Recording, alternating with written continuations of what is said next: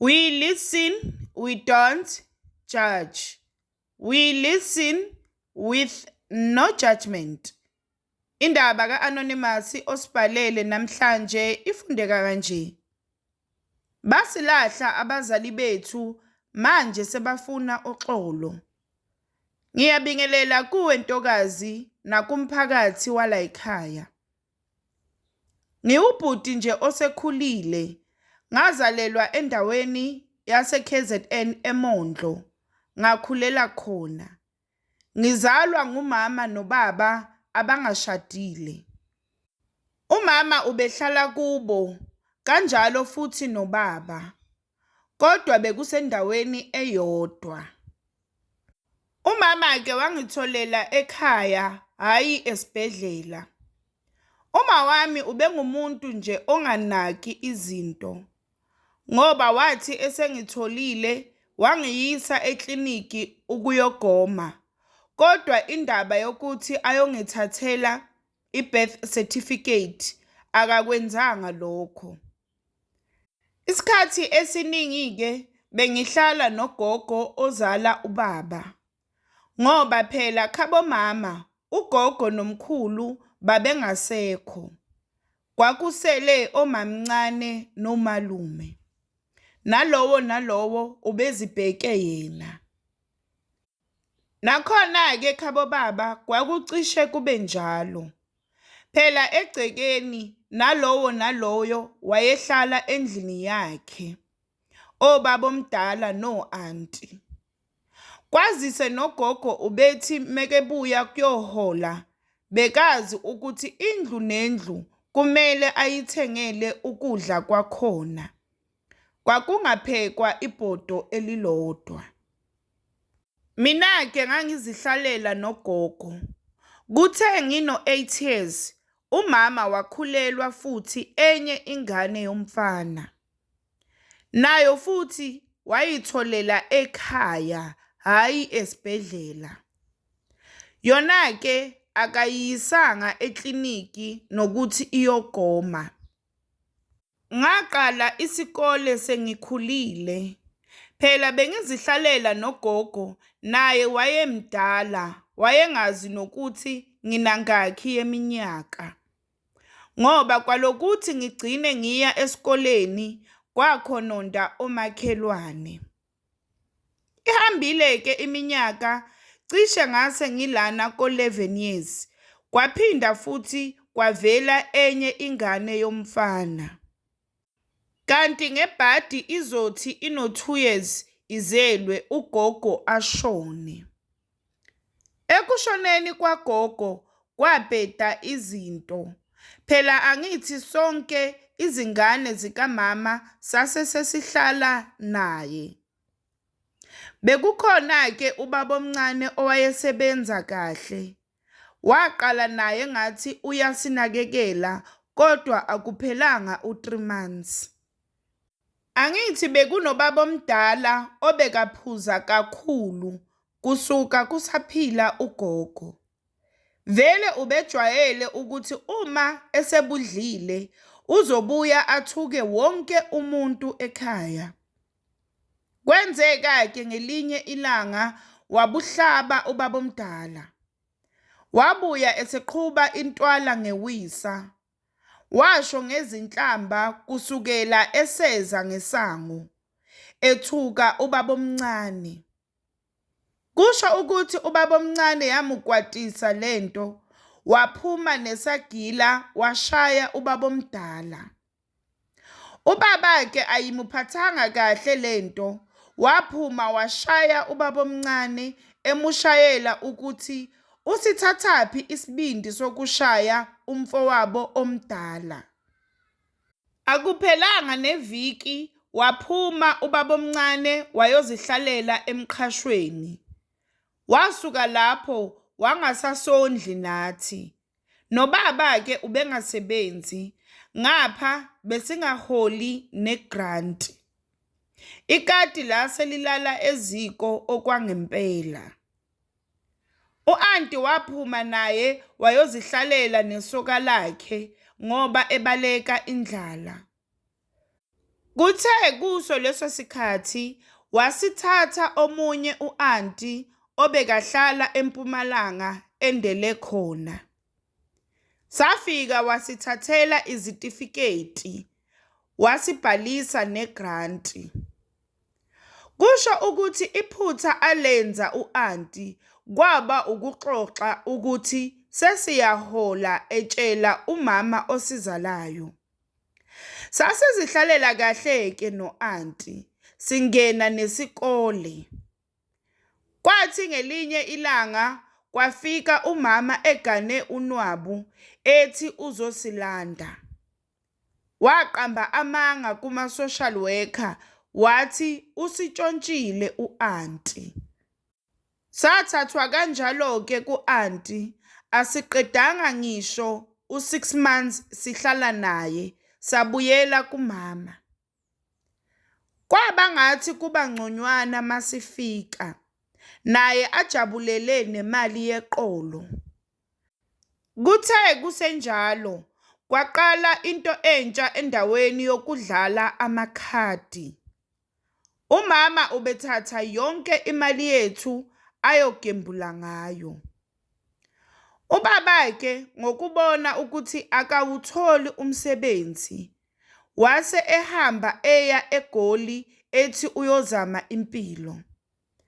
Umama naye wamulandela emva kwamaviki nje amabili. Bathembisa ukuthi bazobuya, basishiya ezandleni zamamncane, usisi kamama omncane.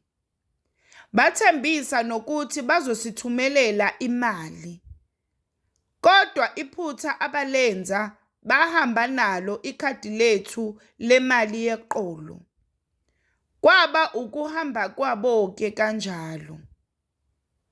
Bathi sebahambile, bangasithumela leyo mali, nomamncane wagcina esixosha ethi asiyohlala khabo baba. Ngoba ethi yena akasebenzi, so akanawo amandla okusondla. Sahamba-ke sayohlala nobaba omdala, lona owayephuza kakhulu.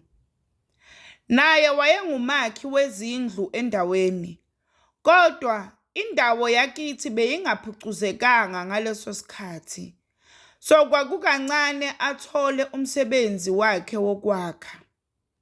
Noma ewutholile, wayeziphuzela imali yakhe. Yaqala indlala yasibulala, sasesidla nasemiqonyeni kadoti, makungama-wikendi. Phela angithi phakathi neviki besidla umdiko esikoleni. Ngokubona-ke isimo ukuthi sibi, ngase ngingena imizi nemizi ngicela umsebenzi wokulusa. Ngenhlanhla-ke ngawuthola. Lokho kwaphoqa ukuthi ngiyeke isikole. Mangikhumbula kahle, ngangifunda ugrade 9 ngaleso sikhathi. Phela kwakumele ngizamele izingane zakithi okuya ngasethunjini. Ngaqhubeka-ke ngenza lowo msebenzi, ngikhulisa izingane zakithi. Kuthe sengineminyaka engu-19, ngaqala ngajola. Kanti ngijola nengane encane ena-14 years. Ngebhadi, sathi siqala ukwenza inkonzo yasekamelweni, kanti izokhulelwa. Ngokusaba-ke abazali bayo, yavele yathi ngiyidlwengulile. Bangibophisa-ke abazali balengane. Ngalihamba icala laze langigweba u-15 years. Kwenzeka konke lokhu, abazali bethu asibazi soloku bahamba. Ngenhlanhla-ke mase ngingaphakathi, u-anti wasala wazibheka izingane zakithi. Ngafika-ke ejele ngafundela ugesi. Kwashaya isikhathi sokuphuma ejele, ngaphumela ka-anti lona owayeganile. Ngenhlanhla kule ndawo bengingaziwa. Waqala no-anti wangifunela umsebenzi ebantwini abafuna ukulungiselwa ugesi. Bangiqasha nje impela abantu. Ngokwenza umsebenzi wami ke ngokuzimisela, bagcina bonke abantu bale ndawo sebenzelwa yimi ugesi. Nemali yase ingena ngapha nangapha. Nezingane zakithi zazizimisela kakhulu esikoleni. Ngenhlanhla zaphasa kahle zonke. Zaluthola noxhaso lukahulumeni. Mina engikwenzayo ngiyazisiza nje la zishoda khona. Ngase ngithatha isinqumo sokuthi ngilungisele u-anti indlu yakhe. Ngaqeda ngase ngiyofuna eyami indawo. Lona omunye ubhuti wami wenza unyaka wakhe wokugcina enyuvesi. Ufundela ubudokotela. Bese kuthi lona omncane yena wenza unyaka wakhe wokuqala. Nengane yami lo sisi owangibophisa wangenzela umusa, wavele wanginika ukuthi ngizikhulisele. Ngikhuluma nje ihlala no-anti, nguye oyibhekile, mina ngiya nje ukuyoyibona ngishiye nemali. Inkinga esinayo ke yilena, abazali bami angazi bezwa ngobani ukuthi nakithi impilo seyihamba kahle. Ngoba babuya bangabantu abalwisa u-anti ukuthi ubathathele izingane zabo. Kodwa ngokubona ukuthi thina asifuni lutho ngo-anti, sekungabantu manje abacela uxolo. Ngenhliziyo yami ke enhle nginokubazama ngemadlana, ngoba isimo sabo asisihle neze. Kodwa abafowethu bayangilwisa ngalokho. Akusiko ukuthi ngibaxolele, kodwa kubuye kuvuke ukuthi bayangizala. Ngiyacela nisibonise ukuthi abantu abenza ngale ndlela basilahla siyizingane zabo, sibaxolela kanjani? We listen, we don't judge.